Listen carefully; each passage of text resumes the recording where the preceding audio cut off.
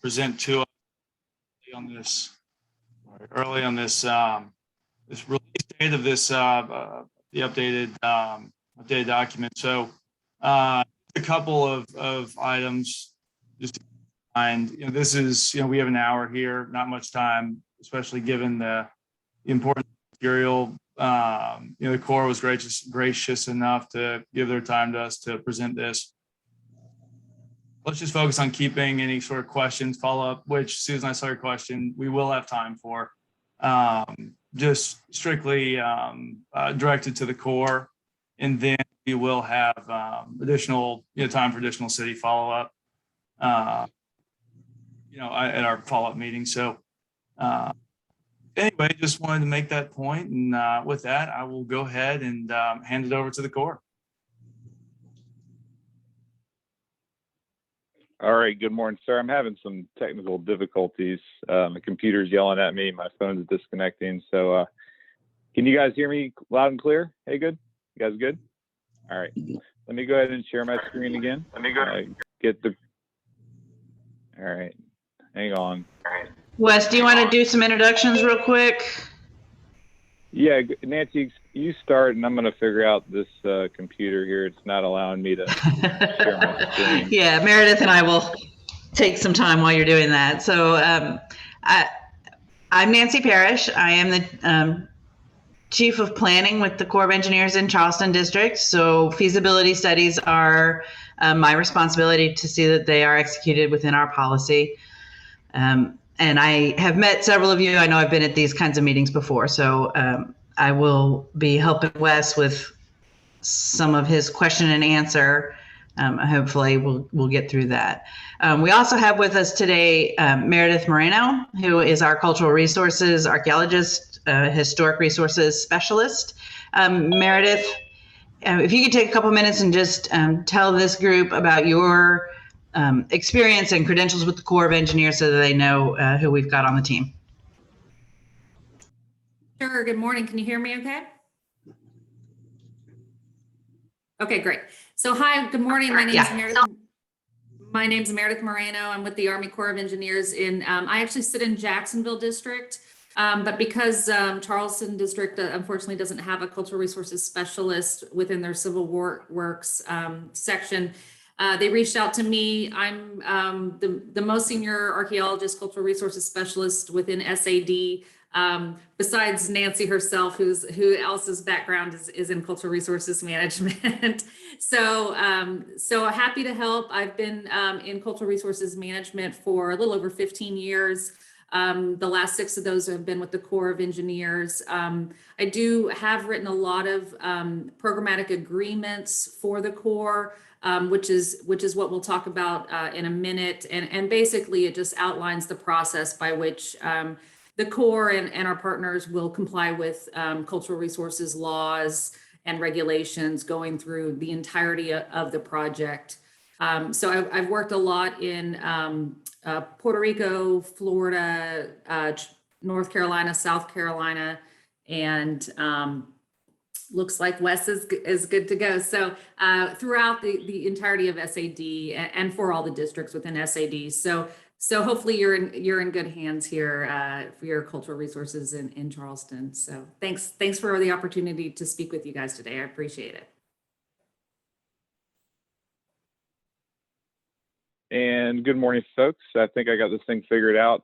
My name is Wes Wilson. I think I've met a good amount of you throughout the past 3 years. I appreciate the opportunity to give you guys an update on our latest and greatest plan. And then we will continue working together through the next, obviously, the 45 days for the community engagement portion, and then beyond through the next phases of the study. So with that being said, Mark or Haygood, any other opening remarks before we get started? No, I think we're all very excited to see the update. So okay. I appreciate y'all's time. All right, well, I'll dive into it. And then, so this is super informal. Haygood, is the plan to wait till the end for questions and answers, or okay. All right, sounds good. All right, so thank you, Meredith, for that introduction. I always like to start with a slide of, well, why we're here more or less. This is the Charleston Peninsula Coastal Flood Risk Management Study. This is a federal feasibility study that focuses on coastal storm surge impacts on the Charleston Peninsula. Our non-federal sponsor and our partner in this study is the City of Charleston. We kicked off this study in 2018, and we are going to conclude with a final detailed report to Congress in the summer of 2022. This study is funded 100% through federal funds through the Emergency Supplemental Funding Program. Going back and talking a little bit about the history, in April of 2020, we released an integrated feasibility report and environmental assessment. In March of 2021, we transitioned from an environmental assessment to an environmental impact statement. And this enabled the Corps of Engineers to do more modeling and analysis on project impacts, consult with our stakeholders, define more mitigation measures, offer expanded public engagement through additional public meetings. And here we are today with a big milestone of releasing an updated draft report for the public to review. And just for folks to remember here, this is just one piece of the City of Charleston's long-range flooding strategy. So this is I often refer to it as the piece of the puzzle. We look at obviously coastal storm surge. However, we also take into account tidal flooding and sea level rise into account in our analysis. And I will just say that you guys, the City of Charleston has been an exceptional partner in all this. And Mark, we're going to miss you. Dale, welcome aboard. We're going to continue our relationship through the remainder of the study, and we look forward to working with the city through the remainder of feasibility, working with our stakeholders and the public through the remainder of feasibility. So going back, this is the first phase of our Corps of Engineers delivery process. There's 4 phases. Right now we're in the feasibility phase, and that's essentially to determine if we have a federal interest to invest in a solution on the peninsula. We all know we're surrounded here on the peninsula by 3 bodies of water: the Harbor, the Ashley, and the Cooper. And that coastal storm surge poses a grave threat to the human health, life, and safety, emergency access to our critical infrastructure on the peninsula, to our historic and cultural resources, and to the economic sustainability. So with that, that's why we're here today. You know, one of the main reasons we transitioned from an EA to an EIS was based on the public and agency feedback that we received during a similar time in April of 2020. So that broadened our review process, refined our analysis, and it's going to expand our engagement. By transitioning from the EA to an EIS, we did have to extend our study schedule by 10 months. So the new study completion date was switched from October of 2021 to August of 2022. All right, so with that being said, I'll talk about some big changes in our optimized plan. So I'll call it the optimized plan. You also hear me refer to it as the tentatively selected plan. But what does the optimized plan include? So that's the graphic on the right. Let me go ahead and do one thing here and get everybody a little bit better view. Okay. So the optimized plan, or the tentatively selected plan, includes a perimeter storm surge wall around the peninsula with pump stations and gates, non-structural elements in areas where construction of the storm surge wall was impractical, and nature-based features like living shorelines. So based on our feedback we received on our draft EA, we have included nature-based features in our plan. Those nature-based features we are proposing are essentially oyster living shoreline sills, and it will complement the combination wall in the marsh to help reduce erosion of the wall. It will also maintain wetlands in front of the wall, and we will determine the specific design and methods during the design phase. But as you can see, those are noted by the blue line in the map on the right. All right, so what else has changed? That number at the top left-hand corner, that number has been reduced. The total estimated cost of the project has been reduced from 1.75 billion to 1.1 billion. And I'll get into why this number has decreased in a future slide. We've also reduced impacts to wetlands. We've reduced wetland impacts from 111 acres to 35 acres. So that's mainly for moving the storm surge wall from the marsh to high ground. And we've refined our economic and engineering analysis during this optimized phase. So with all these changes taking place, our benefit cost ratio has increased from 2.2 to 10.2. And I will say that is one of the strongest benefit cost ratios I've seen on one of these similar projects. So based on that, what does a high BCR mean? And essentially, what does it mean? It's a higher benefit cost ratio essentially means the project yields more annual benefits than it does cost. And this is an important consideration in Congress's review of civil works projects for future funding. So reduced impacts to wetlands, that's the next bullet. One of the main things that we did is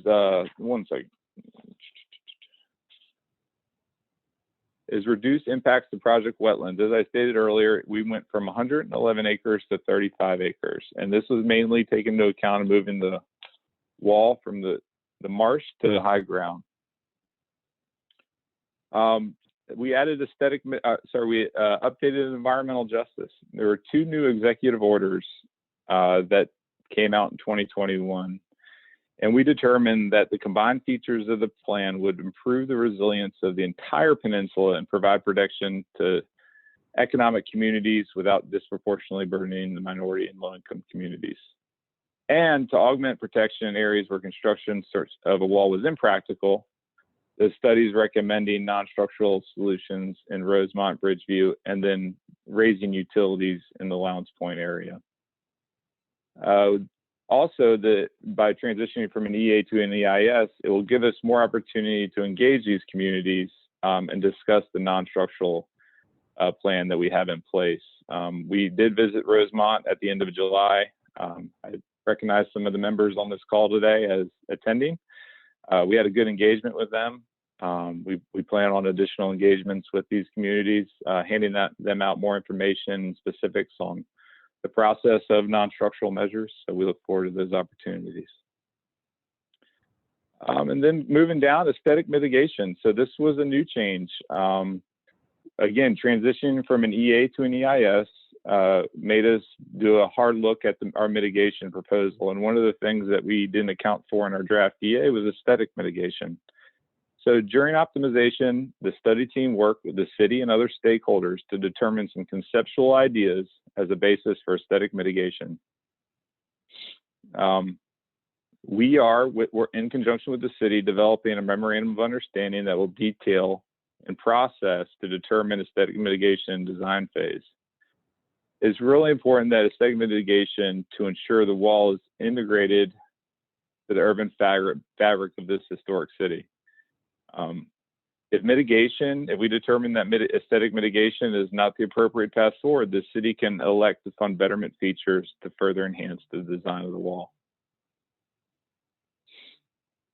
Next bullet down is we've refined pump sizes and locations. So on the map on the right, the red dots are permanent pump stations that are conceptual, just like the storm surge wall, they're conceptual locations. They're in similar size to the Concord Street pump station that's down there by the aquarium. And we also have temporary pump stations that we would deploy before a storm event. And those are located by the blue flags on the map on the right. So we looked at, during our optimization phase, one of the questions that we got in April of 2020 was, will the project cause the bathtub effect? And we've refined our interior drainage analysis to ensure that we would mitigate any interior flooding caused by the storm surge wall. And that's why we have these pump stations placed where they are today. So that would alleviate the potential bathtub effect. Excuse me.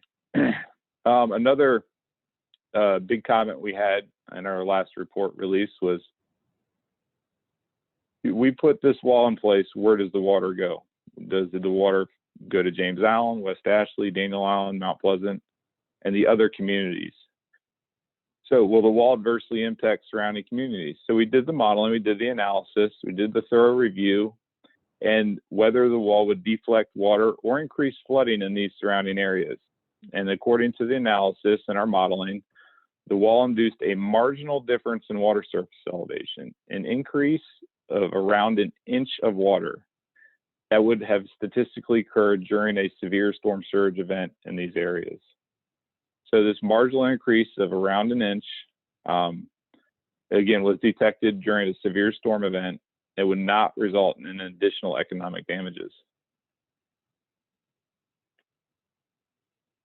So study cost drivers. So this is, again, this is how the costs were increased, decreased based on our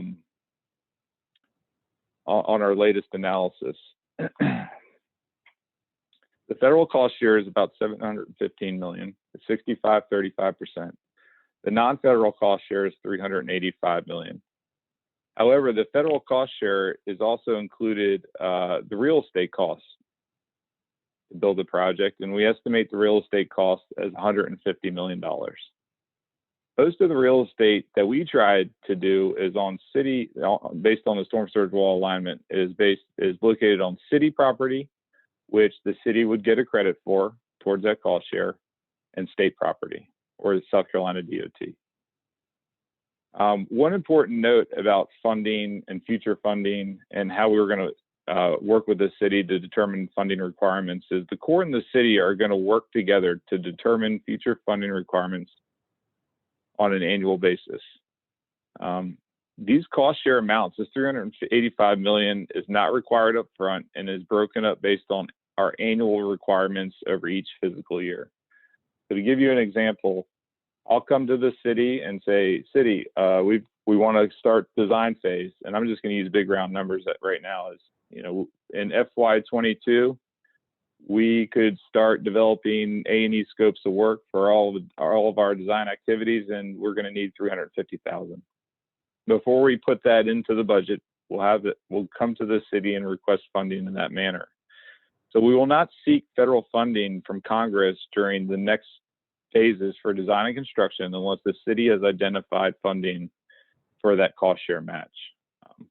So how did we get to where we are in 1.1 billion? Is reduce fish and wildlife costs. This is essentially environmental mitigation. By moving the wall from marsh to land, we reduced this environmental mitigation cost approximately $125 million. Again, by moving the wall from marsh to high ground, we've reduced the construction cost approximately $125 million. It's 3 times more expensive to build the wall in the marsh than it is on high ground. We reduced pump costs. In our draft EA, we hadn't done any of the interior hydrology modeling. And the pump sizes we assumed were similar to size of what they have in New Orleans. So after we did our interior hydrology modeling, we knocked those down to something similar to the Concord Street pump station. We eliminated the breakwater costs. The breakwater provided no standalone benefit with the wall in place, only cost. So what that means is if you built no wall and you just had the breakwater, it wouldn't stop any storm surge flooding. So it would provide no added benefit. It would reduce, the reduced damages would be, you wouldn't notice any. See, that's why you would have to have the wall in place. We refined non-structural costs. We've added additional non-structural costs to Rosemont and Bridgeview to ensure that they are taken care of for home raising and flood proofing. And we've increased cultural mitigation costs, and this was done through consultations with all of our cultural resource agencies. And we've added aesthetic mitigation costs to our cost estimate, and those aesthetic mitigation costs are around $50 million. So with all this being said, the reduction in costs refining and increasing and adding, our total project cost is now $1.1 billion. All right, so we got this question a lot, and I put a slide together for everyone here to talk a little bit about impacts to the surrounding communities. So the graphic on the right is some areas in West Ashley, James Island, Daniel Island, and then we looked at Mount Pleasant as well. And essentially the coastal modeling that we used analyzed these areas and determined a marginal difference in water surface elevation of around an inch in just a small number of areas. And you can see the graph on the left, or I'm sorry, the bar charts are showing the bottom numbers are the storms we ran through our coastal model. These storms were provided by FEMA to us. And then the water surface elevations of without a wall versus with a wall. Marginal difference in water surface elevations, and structural damages are highly unlikely, and construction of a wall would have a negligible adverse effect with increased flooding during a surge event.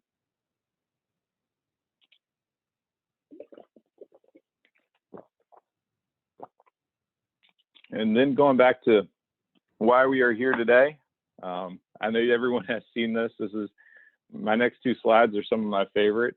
So life safety without a project. The picture on the left is a similar surge inundation map as to what Hurricane Hugo would have done on the peninsula.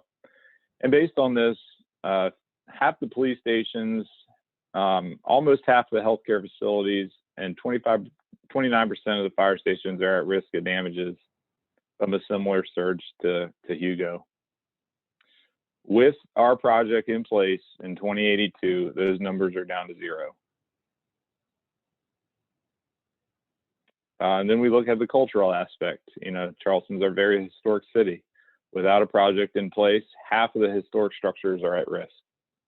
With a project in place, only 5 of historic structures are at risk, or 2% of the entire peninsula.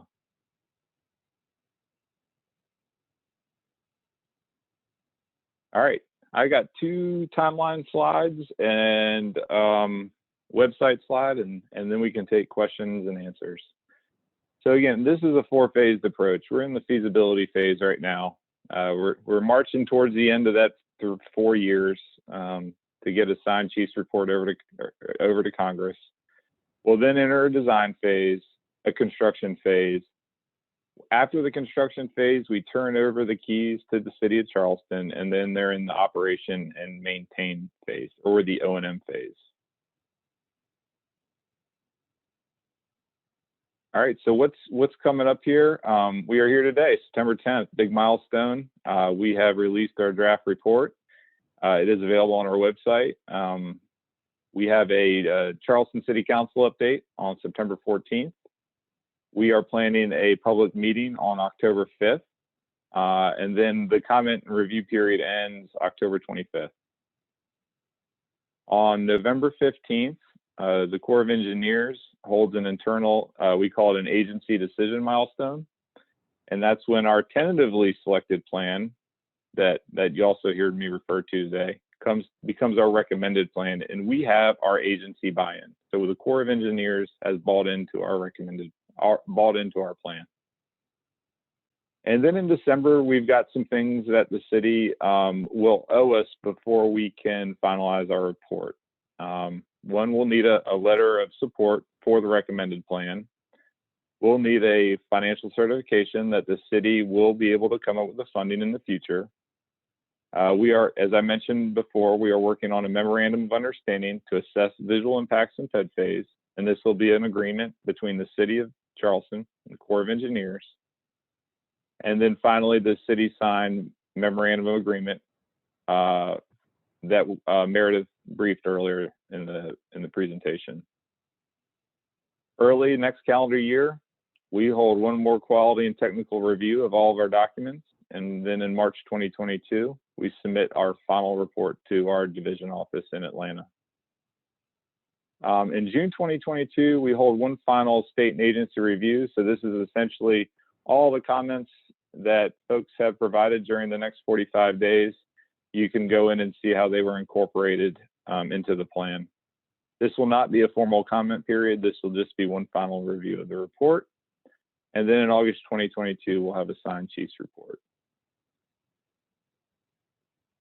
So with that being said, our website is up to date with the latest and greatest information. The link is provided there. You can also go to Google and Army Corps of Engineers, Charleston Peninsula Study. It'll take you right there. We've got the latest report. We've got some updated frequently asked questions. So if I wasn't clear today, a lot of the content in my messaging is based on those FAQs. We've got our EIS scoping video that we held in March of 2021.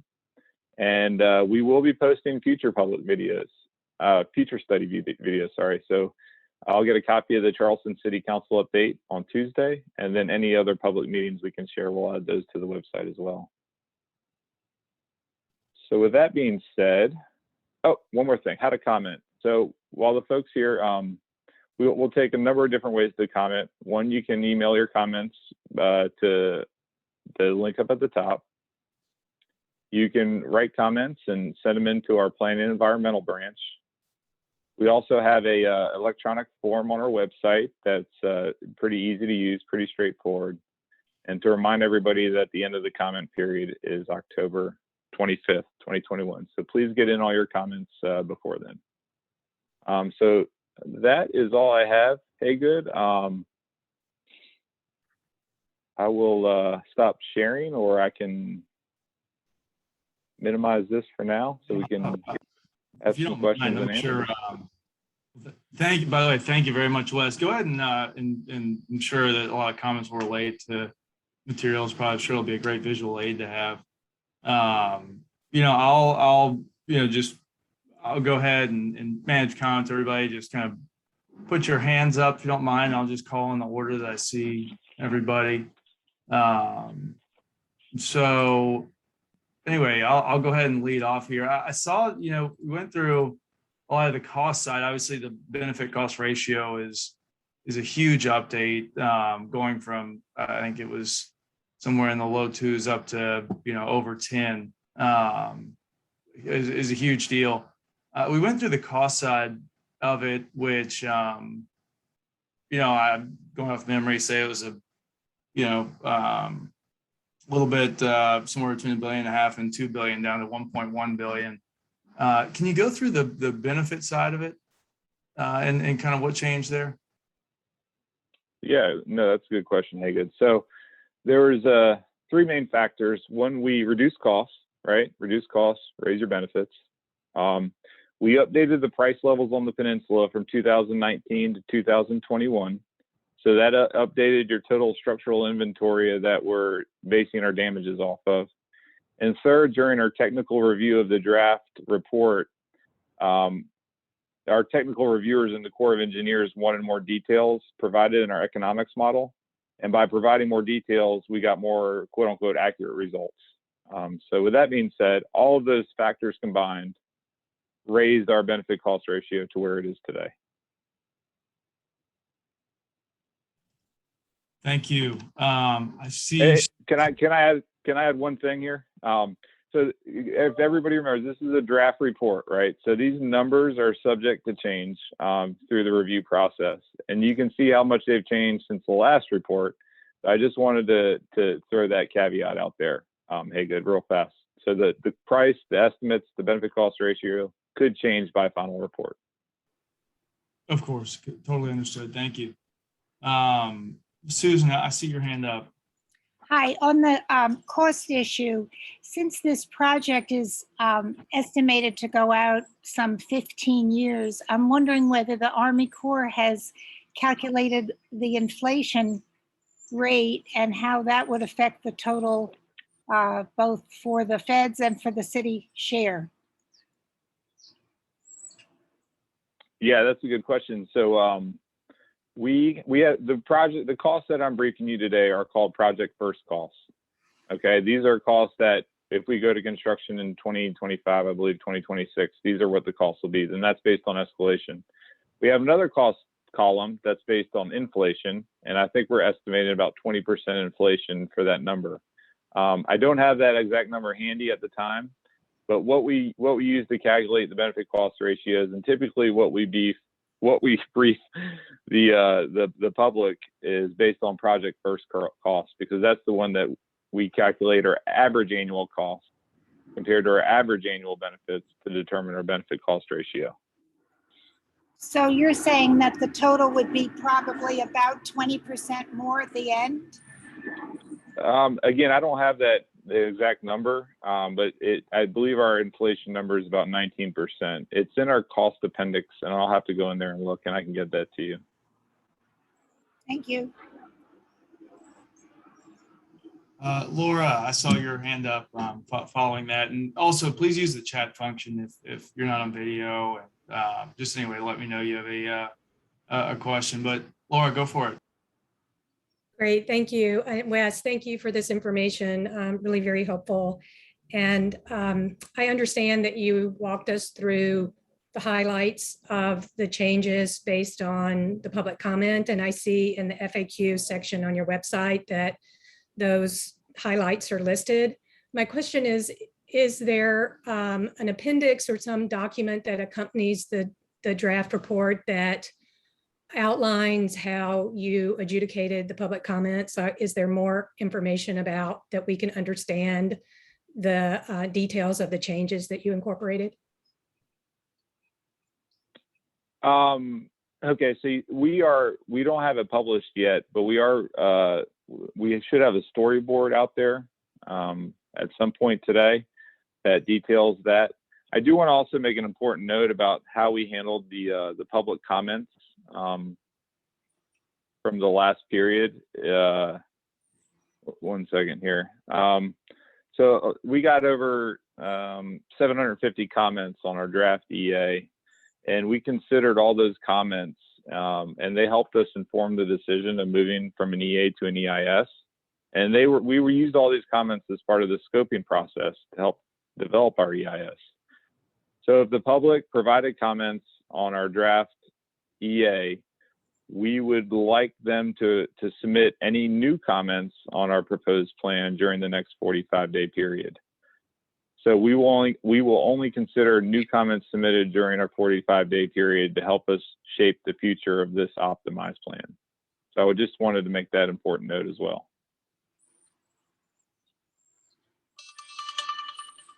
Thank you. Dennis, I see your hand up. Yes, thanks. Good presentation, Wes, and thanks.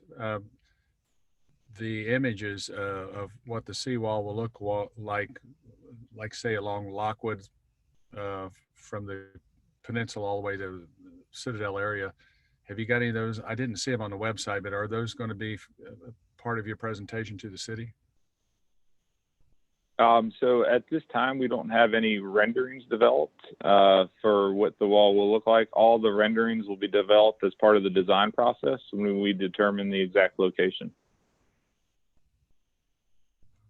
Okay, thank you. This is Nancy. I just want to add to that the design phase is the next phase after feasibility is completed, and the city remains a partner during that phase. So the city will have input on the design and will partner through the design period. So it won't be something that the Corps comes up with and just hands you, without any feedback or input from the city. Wes, would you mind pulling up the presentation just to have that visual with us? The revised, I guess, plan would be the way to put it, that aerial. Yes. Yeah. Thank you. Thank you. Was there a side-by-side on that? May or may not have been. Are you talking about, you want me to do a slideshow view? I think he means the previous plan versus this one. Okay, I got you. I think I have a backup slide here. Let me see. Oh, hey, Yep, right. I think that. All right, let's do this one. And then make that full screen. It's easier to see. All right. Can you guys see that a little better? Yeah, thank you. Thank you very much. That's really helpful. And the majority of the alignment changes took place on the Ashley side, specifically between the Citadel and Lockwood. The Citadel area, we found areas to tie into high ground. This also will give us, if we went with the option on the left, we didn't tie into high ground at the Citadel, there would only, the phased approach, if we have to go to future phasing for construction, the area between I-26 all the way down to the battery would have to be one phase. But now that we were able to tie it into high ground at the Citadel, we could phase this, go with a phased approach in the future if we need to. Can you elaborate on that, Wes? And I'm sorry, everybody. I have one view. So if you have a question, please pipe in. Let me know. So yeah. yeah. So if we went with if we didn't tie into high ground at the Citadel, we would not be able to. We would have to build. We call it the Marina Model Area, and that would extend from the battery all the way up to I-26 along the Ashley. That would have been on the left-hand side. Since we're able to phase it a little bit better on the right-hand side, we can start construction at the battery and then tie it into the Citadel at high ground, and that could be essentially phase one, or whatever phase we elect to move forward with, and then do subsequent phases after. Because a lot of the times federal funding comes in chunks. It doesn't come in at one time, so we wanted to make sure that we could go with a phased approach for construction in the future, if needed. Thank you. Thank you. That's great information.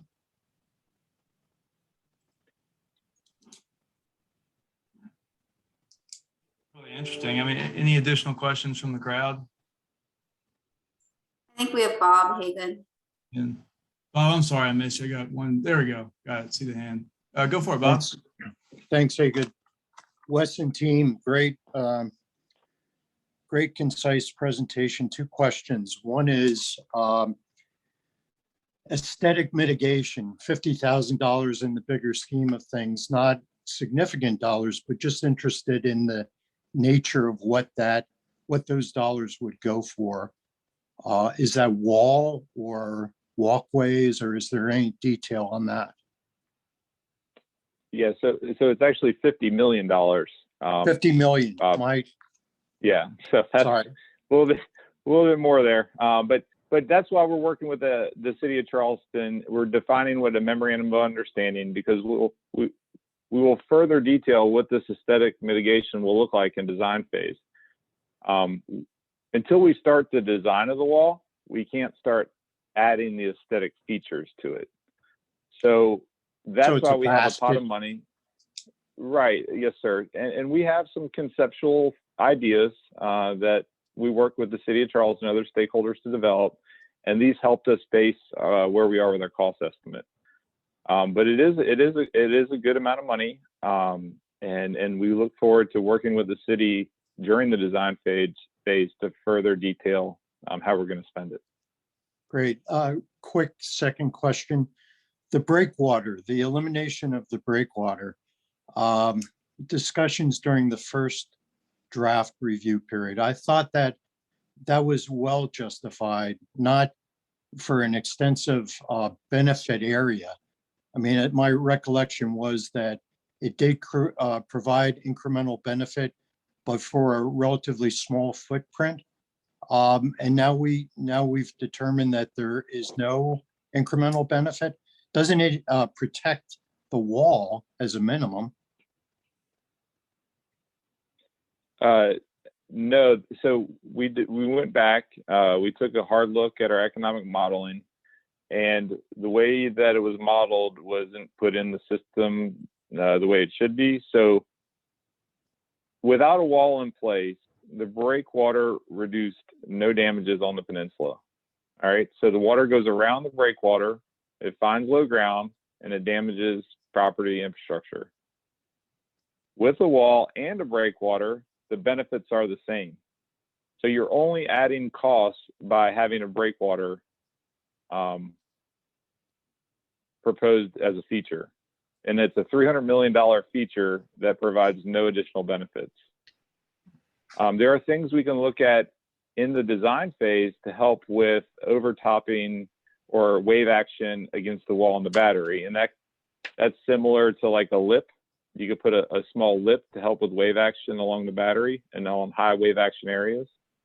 But the breakwater, again, it provided no benefits, only cost as a feature. Okay, thank you. I am going to ask a question for Dan Batista.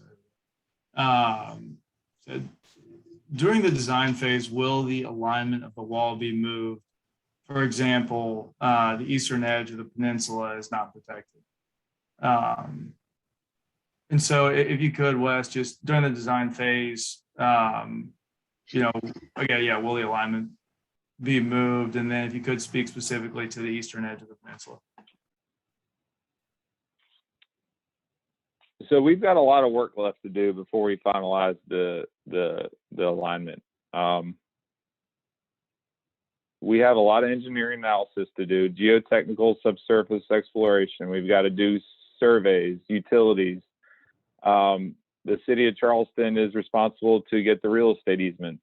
To say concretely today that the alignment's going to move, I can't say that for sure until we get into the design phase and start doing that heavy lifting, like I said, on subsurface exploration, surveys, real estate acquisitions and challenges. Charleston is a very historic city, so cultural and archaeology surveys we'd have to do.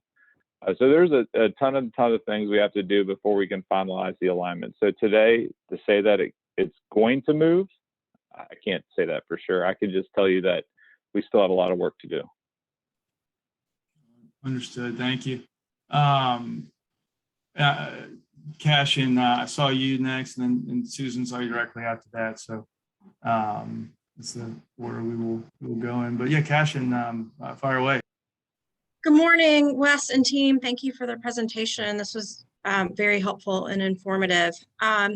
Wes, if you could speak a little bit to sea level rise and the modeling and this final draft report. The city is projecting 2 to 3 feet over the next 50 years in their climate change strategy. And how did y'all address that in the report? Right. So Cashin, great question. So one of the things that we also did between our draft plan and our optimized plan is we raised our sea level rise projections. It's not between 2 and 3 feet what the city has, but it went from 1.13 feet to 1.65 feet. So that's a new sea level rise was taken into account in all of our analysis. I don't know if that answers your question specifically, but the Corps of Engineers has our own sea level rise curves. We use low, intermediate, and high. On this project, we analyze the intermediate curve. We have a climate change center within the Corps of Engineers that handles a lot of our sea level rise analysis with us. So we did raise it about 0.5 foot, but that's where you see an increase of damages as well in our analysis.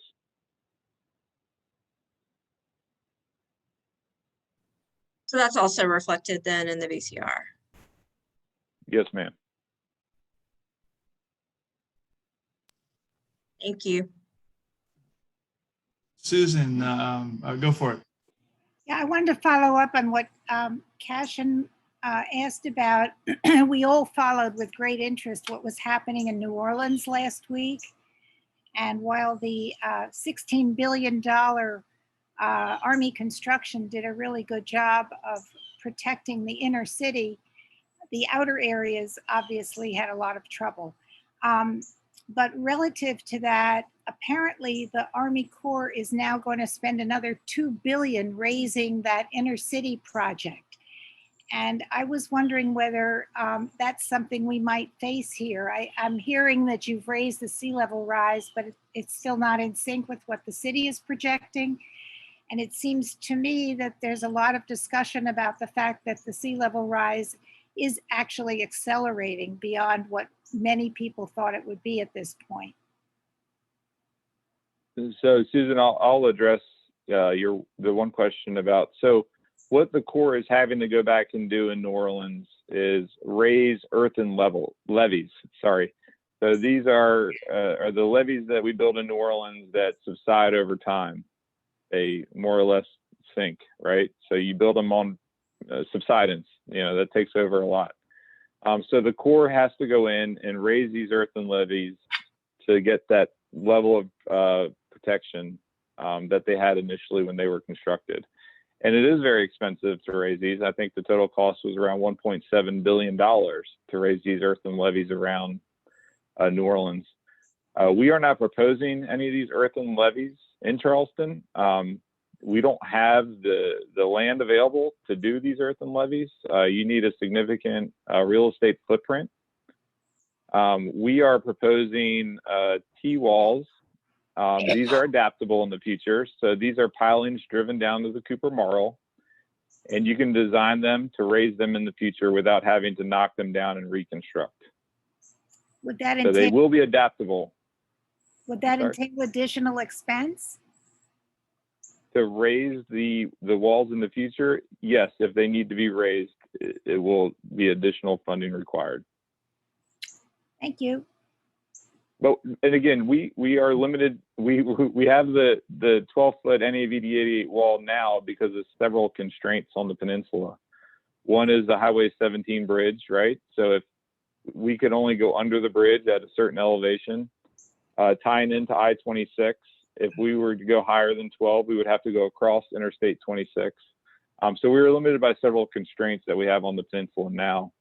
And the whole aesthetics, the aesthetic mitigation part too, you could build a dome over the peninsula and that would give you the highest BCR, I'm sure, but that's not something that we want to do. No.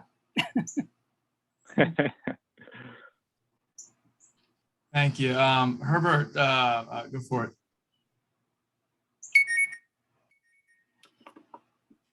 Herbert, I think you might be on mute. Correct. I was. Thank you. Thank you, Wes, for your presentation. My question is, I was listening to you talk about your group's rethinking of non-structural designs for Rosemount. Could you elaborate on that thinking and that process as to what you have come up with? And yeah, no, thanks for the question, Herbert. As you know, we met with the Rosemont community at the end of July, and the plan really is on Rosemont is for dry flood proofing and or home raising. And what we did with the cost estimate is we relooked the numbers to ensure we had enough funding available in the future to either do the dry flood proofing and home raising. So that's essentially what we did is we took a deeper dive into our cost estimate. As you know, the non-structural, as I talked about at the end of July, it's all voluntary too, but our assumption is now that everybody's going to want it in the future. So that's why we wanted to adjust our cost estimate a little bit higher to ensure that we have enough cost for that plan. There is some additional, and the same aspect is for the Bridgeview community too. You can't do any raising in Bridgeview because they're condo on concrete slabs, but they are at a higher elevation than the majority of the peninsula. So we can go in there and do some dry flood proofing. My understanding is that that community is getting redeveloped. So from the interior aspect, so we are going to work with the developer of Bridgeview to ensure that what we're doing doesn't conflict with what that developer is going to do for Bridgeview as well. But Herbert, the plan remains the same. We're still pushing forward with the home raising and dry flood proofing for Rosemont. Wes, could you explain that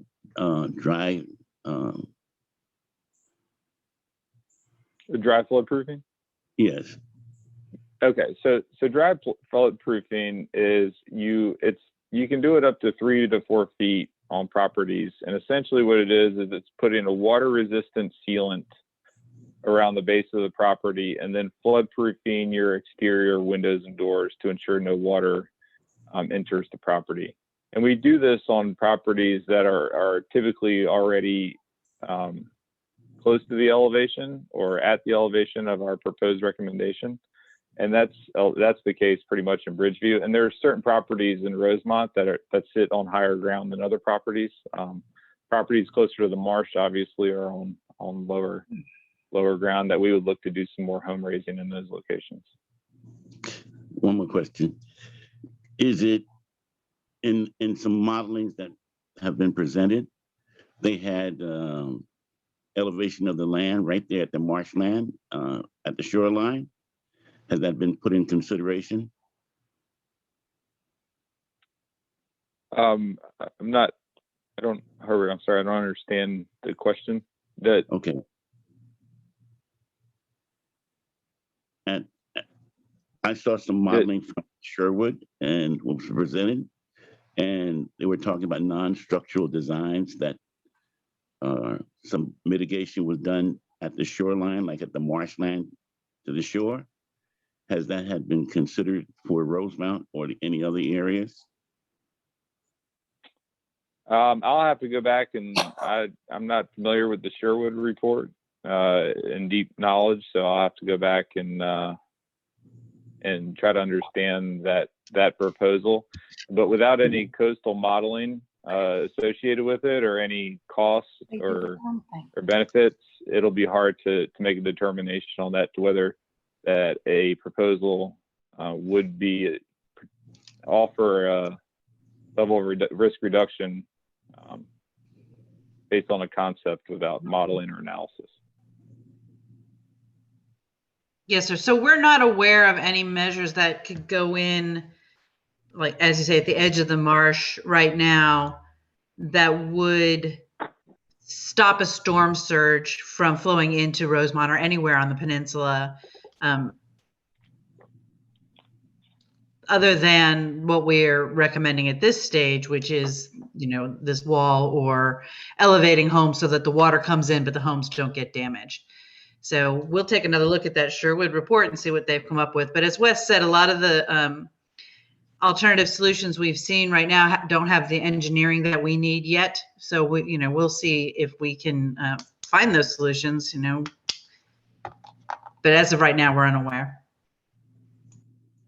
Great. Thank you. So going forward, I know we're kind of getting tight on time. Will be Laura, Jordy, and then Susan. And so Laura, go ahead. It's off, and we have a hard stop at 10. Everybody, I know that Cora's been gracious with their time. They have a few more of these to do today. So that note. Thanks for the chance to ask another question. I want to build on Herbert's questions and ask about you, Wes. You mentioned doing community engagement with the Rosemount and Bridgeview communities. Is that going to be during the 45-day period? And what are your plans for that kind of engagement? Yeah, it will be within the 45 days. I'm sorry, who asked that question? Was it Laura? Yes, Laura Cantrell. Oh, hey, yeah, Laura. So it'll be a similar engagement to what we did at the end of July in Rosemont. I'm going to try to lean on the city to help us set that up and get everybody out there and talk to them about, again, the non-structural process, the measures that we have in place, the overall impacts to the community. And then I know it was requested from our last engagement out there that they wanted a flyer or a pamphlet. So I'm working on developing something I can leave behind in the community center for folks and continue with those discussions. Thanks. I think you have some people on this call today who would be willing and ready to help you with that engagement if you need it.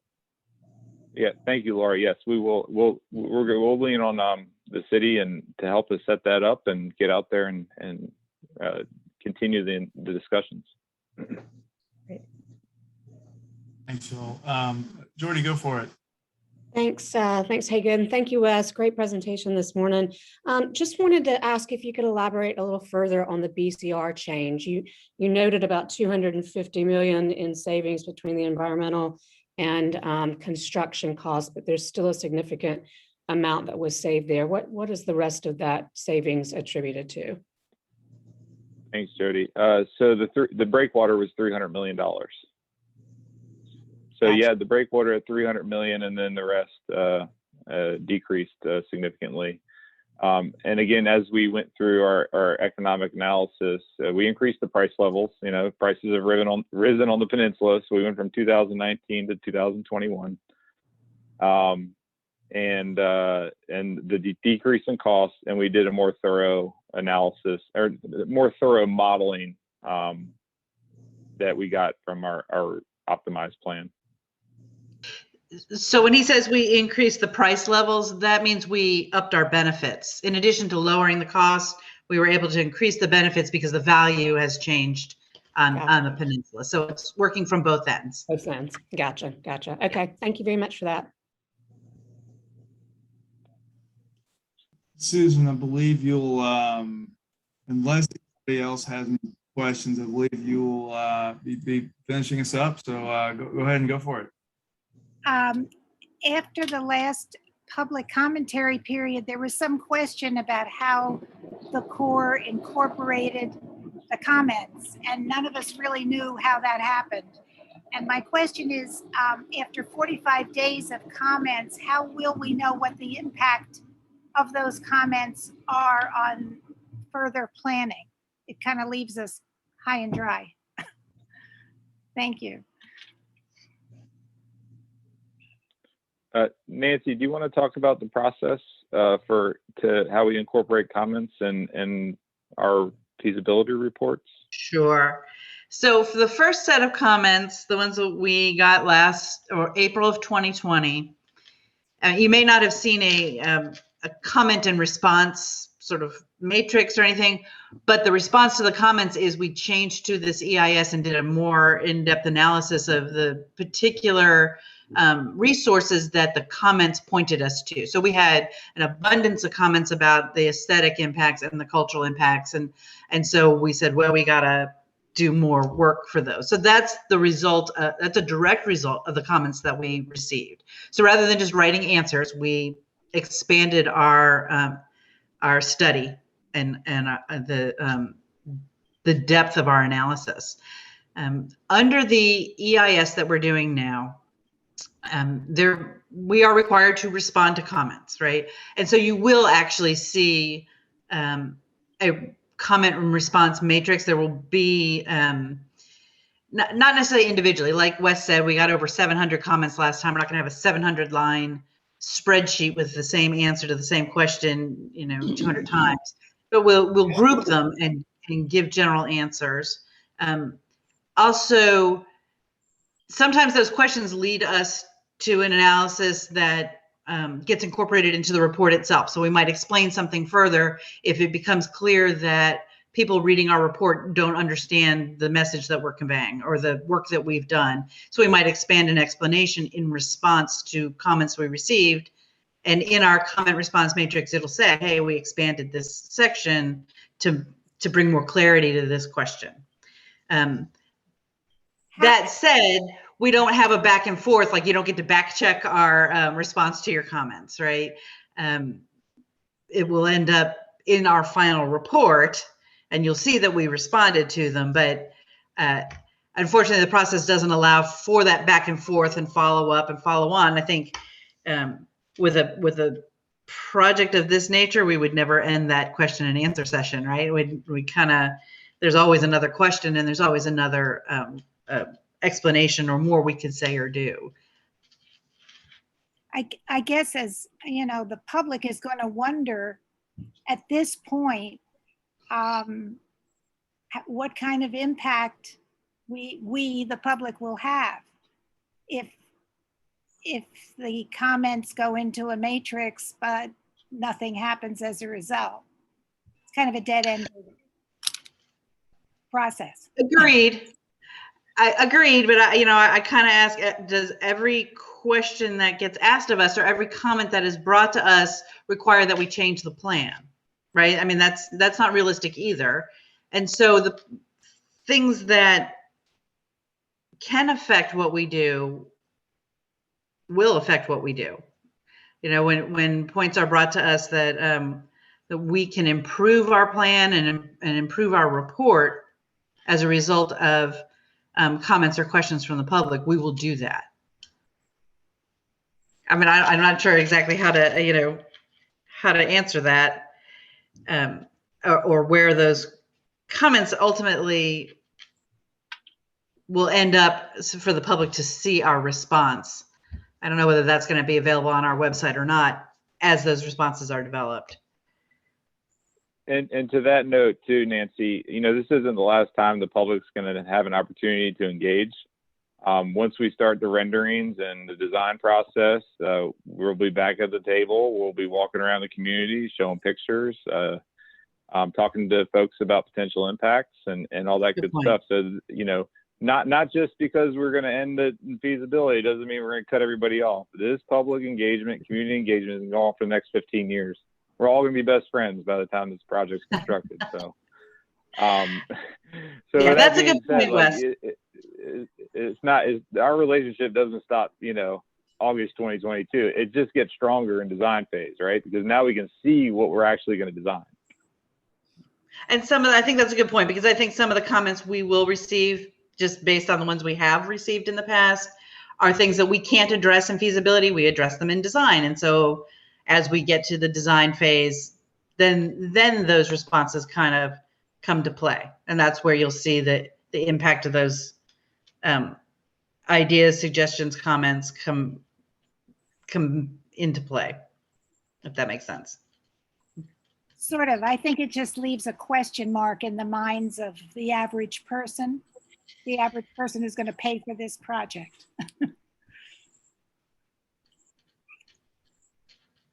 Thanks, Yes, Steve. ma'am. I mean, I can see that. We don't have final design at the end of feasibility. And if a comment is about final design, all we can say is, hey, we'll incorporate that into the design when we get to it.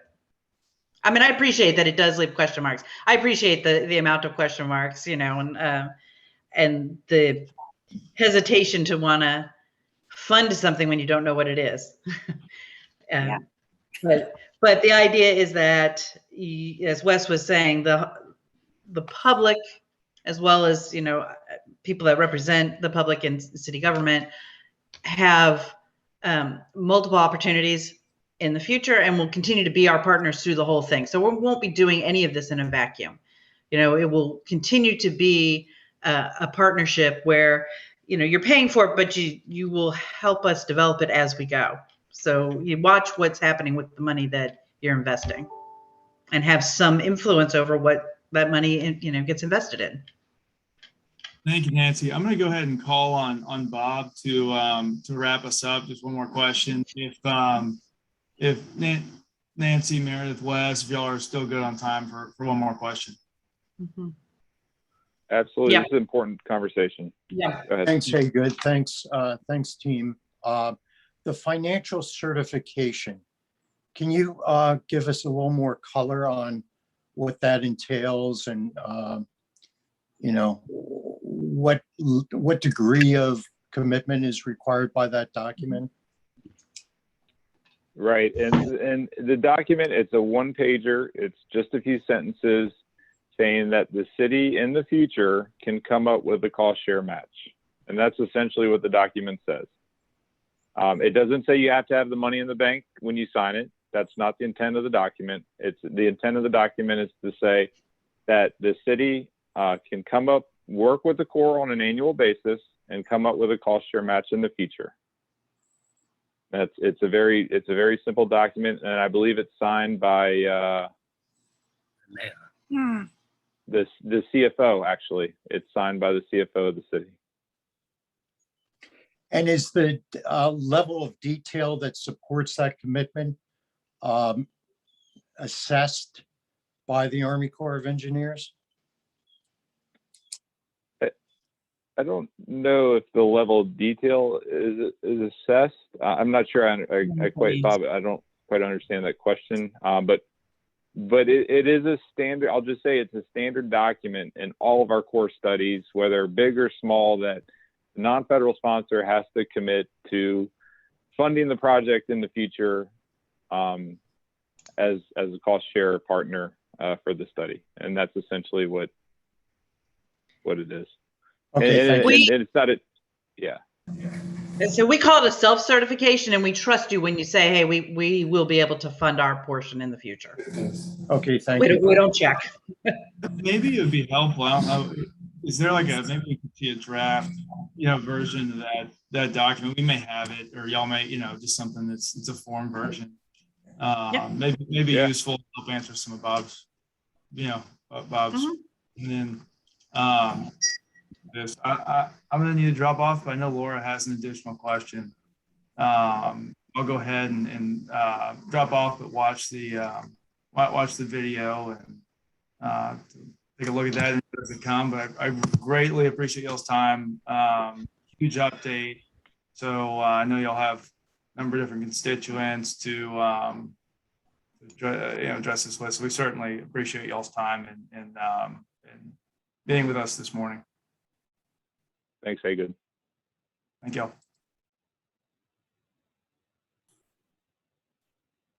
Do y'all have one more time for Laura's question, Wes? Yep. Okay, Sure. great. Go for it, Laura.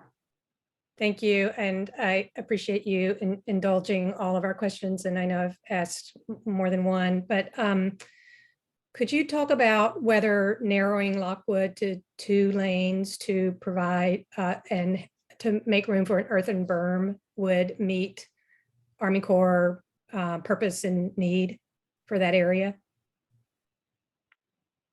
So just a couple of things on that. We talked about the earthen berm that New Orleans is going to go in there and spend $1.7 billion to raise it. That's a very, very expensive, we'll call it maintenance on a constructed project.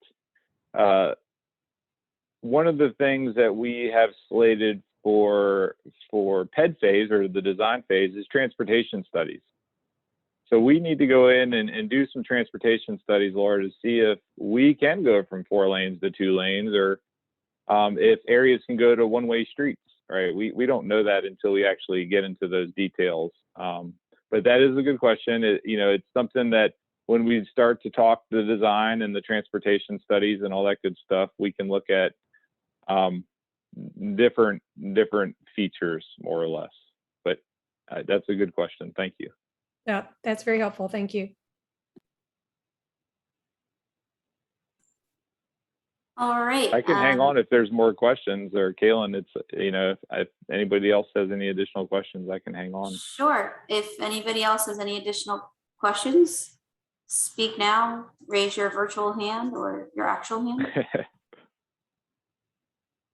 Okay, it looks like we are all set. I know, Wes, you sent me the presentation, which I will send to the committee after this call, and also put the link in there on the Army's website. And if y'all have any other questions, obviously reach out to the chairman, to myself. I would say Mark, but today is his last day. And we now have Dale to reach out to, who's in the background there, their screenshot. And I know y'all will get to know him better than some of y'all already do over the next couple of weeks, and we look forward to that. And I will also be sending out the additional meeting that we have requested for next week for the committee and agenda this afternoon. So, okay, with that, I will go ahead and close this meeting and see y'all next week. Bye. Thank you. Thanks, Thank you all. Bye-bye. Bye.